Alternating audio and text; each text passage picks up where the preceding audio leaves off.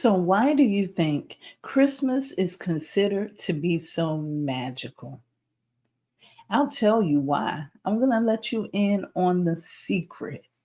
Christmas is one of the best manifestation techniques you can use. And today, I'm going to tell you how to use it, even if you don't believe in Christmas.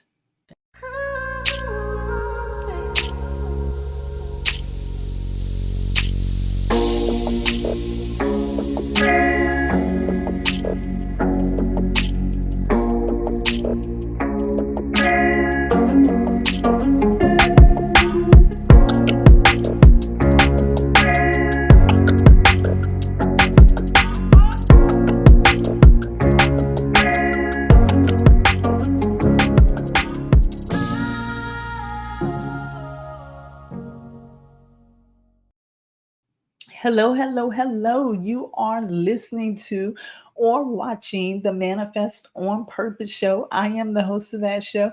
I am Kimberly. I'm here to make sure that you're better today than you were yesterday and that you'll be better tomorrow than you are today.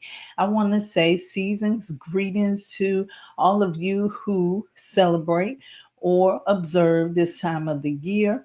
It is so beautiful that you have decided to spend this time with me.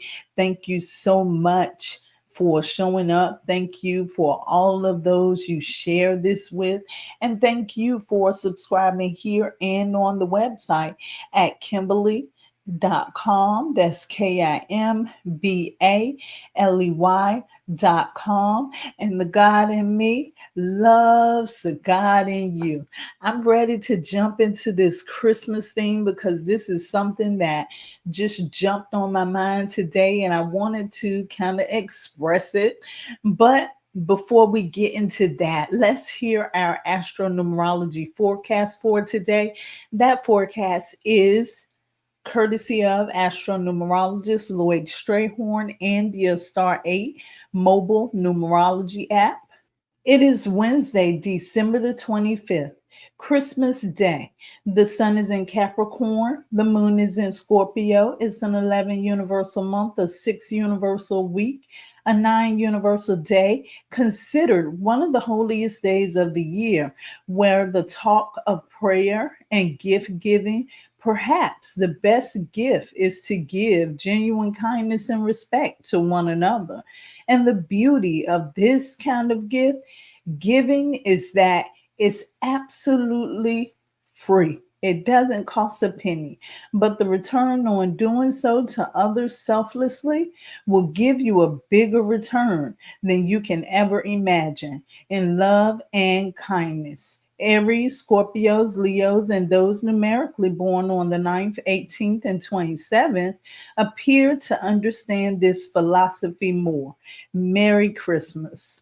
And that is the astronumerology forecast for today, courtesy of astronumerologist Lloyd Strayhorn and the Star 8 mobile numerology app. You can find that app at a star 8, ASTAR, the number 8.com. You can download it on Google Play, the App Store, or you can go to linktr.ee/numbers and you. Because we are approaching the end of the year, there are just a couple of things that I want to focus on in this moment. I want to make sure you got your stuff together. I want to make sure that you have a plan for 2025. Make sure that you don't go into 2025 blindsided because it's going to be a year of powerful transformations. You need to know how to move smoothly or navigate throughout this year. There may be times that you may need to pivot. So awareness is key here. Make sure that you order your astronumerology forecast for the year, and you can get that at Kimberly, KIMBALEY.com. And while you're at it, Join me at the 2025 Vision Board Mastery on Wednesday, January the 1st. This is where you're going to actualize that plan. This is where you're going to manifest 2025 on purpose. In this workshop, I'm going to teach you the power of creative visualization. I'm going to teach you some tips and techniques, some that you may not hear anywhere else again after that time. And I'm going to also have you share so that you can speak those things into existence. And at the end, we will conclude with a group visualization to help you plant the seeds of 2025. Please do not miss this. You can go ahead and sign up for that. There's only a few more days for this, and you can sign up by clicking on the QR code in the bottom right hand corner of the flyer, or you can go to kimberly.com. I really wasn't expecting to do anything about Christmas, but as I said, this thought just popped into my head and I kind of wanted to share it. Well, for one thing, I've noticed that there's two ways that people observe Christmas. The one way is spiritually or religious. A lot of people practice Christmas because it is their religion to practice that. And it has been going on over the years. It is a part of that religion.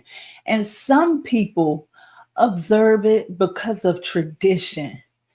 I'm more of one of those type of people.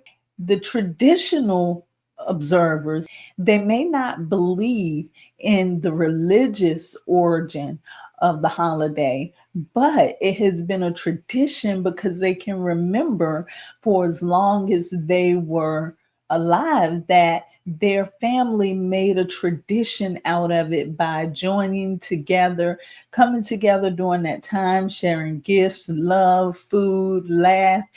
Sometimes it would be family members that will come over that you haven't seen all year. So that's the traditional way that some people observe Christmas. But I thought about that. I thought about everything that happens. So we're going to go over something that happens during Christmas. We know that it is considered to be the magical part of the year. And I'm going to explain it to you not in my own story or how my Christmases were, because they were not fun. They were kind of boring being raised. However, I'm going to explain it to you through one of my favorite Christmas movies of all time. And that movie is A Christmas Story. And I'll just summarize it for you. And I'm going to touch on a few points while I summarize this story. So the story is about a little guy named Ralphie. And yes, I can describe this story because every year, I think it's TBS, some station plays it for a 24-hour straight marathon. And for as long as I've been a young adult, I've been watching the marathon, whether it's just on in my house, I may be around doing something, but it's always playing in the background. And I've noticed that sometimes I would be doing something at one part of the movie each year at that same part. That's how much it has played in my mind. But anyway, A Christmas Story is about this little boy named Ralphie.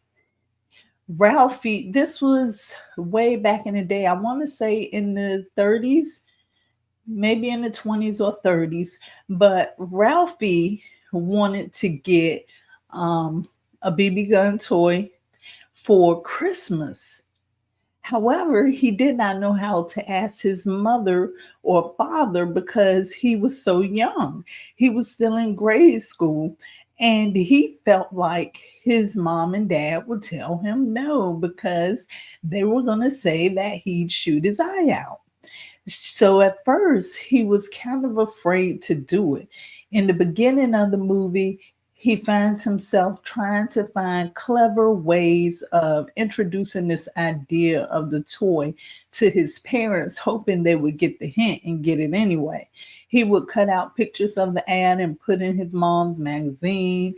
And one time there was something clever that happened at school. His teacher wanted them to write a thesis. And he decided, why not write the thesis about what he wanted for Christmas? And so he wrote this thesis thinking that if he gets an A plus, he would be able to get his mother and father's attention and they would definitely go out and get what he wanted. However, he was surprised to find out that he didn't do that well on the test. And he kind of imagined his teacher saying to him, "You'll shoot your eye out." And that made him a little sad too. And so it moves on through the story. And I think he did write a letter to the parents, but they told him no, that he was too young for that. It was too dangerous. And in the end, what really happened was Christmas Day came, the family woke up, him and his brother were opening their packages or their gifts for the day, and he was still thinking that what he wanted was going to be under the tree, but he had no way of seeing it. But he had gotten through all of his gifts, and the gift that he wanted was not there. Make a long story short, the father surprised him and got him that gift anyway. But it made me think about how so closely tied that is to manifestation. The season of Christmas. When you go back and you think about Christmas at childhood, if you celebrate or can identify with anybody that has ever celebrated, when you think about the child at Christmas time, it's like the child's imagination goes wild. During that time, that's when a lot of toy commercials come on television. Children started seeing things that they wanted to ask for Christmas, and it was enjoyment for them to look at these toys and imagine that they would have those toys. So it helps you, it plays on their imagination too, because a lot of times when children are really young, then they are taught the concept of Santa Claus, which is a character that they say comes from the North Pole to bring all the children in the world some toys once a year, and they bring whatever the children want. And Santa knows what to bring because these children make lists. Okay, so now let's just think about that for a moment. The manifestation process, the process of aligning with manifestation. The first thing you do is you get that idea. You see things in your surrounding that you may want to have someday. You see things that other people may have. It may be ads on television or wherever you're getting your media from that you may want to have one day. And it's kind of like a wish. With the child, it goes on to that second stage. You write out your Christmas list. This means you write it on paper. It's set in stone. And this part, folks, is when you're writing out your intentions.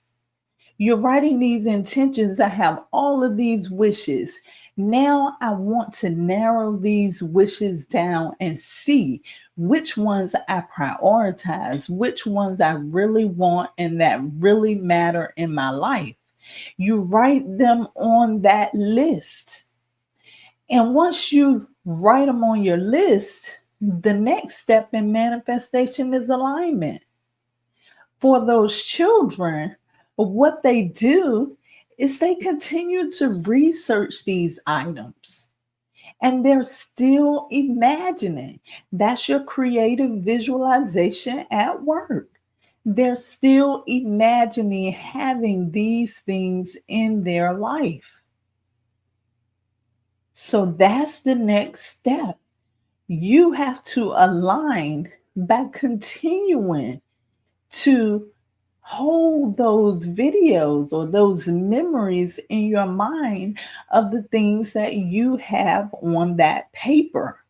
So once you just write those things on the paper, it's not over with and done yet. You still be researching those things. That's how you get in alignment with them.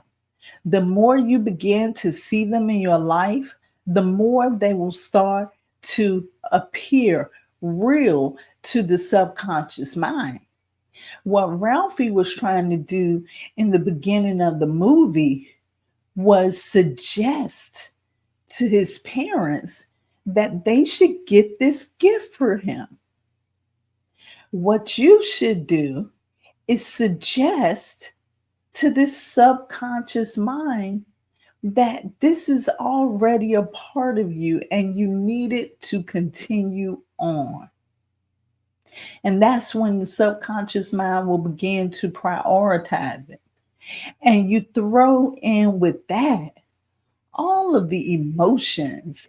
When you think about this holiday season, it's always merry and bright, joyful.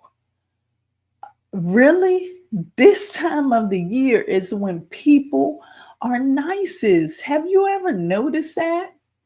People actually speak to you in public on this holiday. People are in the best vibrations. And the reason why is them being able to give, them being able to spend time with their family, them being able to have time from work, a vacation. For a lot of people, that makes them happy, whether or not they believe in the religious or spiritual concept. It still is a play on the emotions, no matter what the reason is. And we know that when we align with manifestation, we have to have our vibrations high. And you begin to align. Another thing that a lot of children do is they talk about the things that they put on their list. They speak it into existence. They speak about it to other people as if they've already gotten it, as if they will not hear a no. They have faith and believe that because they put it on their list, they're going to get it. And guess what happens? They get it. So, what this is telling you is that you have to be in that same mindset. You're going to have to believe it. The child is not looking at the circumstances or what's going on in the environment or society at the time. It's just knowing that they're going to get it just because they think they're going to get it. And 9 times out of 10, they are absolutely right. They already know it's coming before it's even gotten there because they have faith and belief for what they wrote down on that list. I want you this Christmas to make a list. Set intentions, but do your research first. Think about all of the things that you would want to have. And then begin to narrow that list down because there may be some things up there that you're just not too passionate about. And once you find out what you're most passionate about, make a list. Make your Christmas list. And you can call it whatever kind of list you want it to be. It does not have to be a Christmas list. My list could be Kimberly's list. And once you make that list, Begin aligning with the things that's on that list. If you say you want a new home, begin to look for that home. Begin to research homes. Begin to research real estate in general. Get passionate enough about it to attract it in your life. And then it just seems like the most magical part about the whole day is that when the children get those things that are on that list, it seems that that is when they are most happy. They didn't doubt it, it just came. And they can appreciate it. They're in gratitude for it. That right there is just about all of it. That right there is step by step how to attract something into your life. Pay attention to the emotions. Pay attention to what you're saying. Pay attention to that thing that you want so we can start showing up on your radar. Let your subconscious mind know that you're interested and then be appreciative for what you got. And to throw a little icing on the cake, give whatever it is that you're seeking. Give something that symbolizes that to someone else. If you're seeking to buy that home or to get into that home, give someone a housewarming gift. So it goes back down to the one main principle that I've been saying for the longest about manifestation. Manifestation is not about trying to get anything. Anything that you could already want, you already have. You just have to align with it. You know what it is? It's like what you're trying to align with is right here on this path, but you're all the way over here because you think that it's going to come in a different way. You have to align with it. The truth about the matter, you're not waiting on it to show up in your physical reality. It's waiting for you. And when you get it, it's going to say, man, what took you so long? At the end of the movie, I'm sorry to say, Ralphie did get what he wanted, but what his mom told him almost came true. She told him, you'd shoot your eye out. And guess what? Ralphie did shoot a hole in his glasses. I think so anyway. It's a little controversy behind that because he tried to say that an icicle fell and broke it so that he wouldn't get in trouble. All I'm saying is children find Christmas to be the most magical time of the year. You don't have to celebrate its religious or spiritual origin to see that it really is a magical time of the year. It's because a collective of people come together and believe in the same things.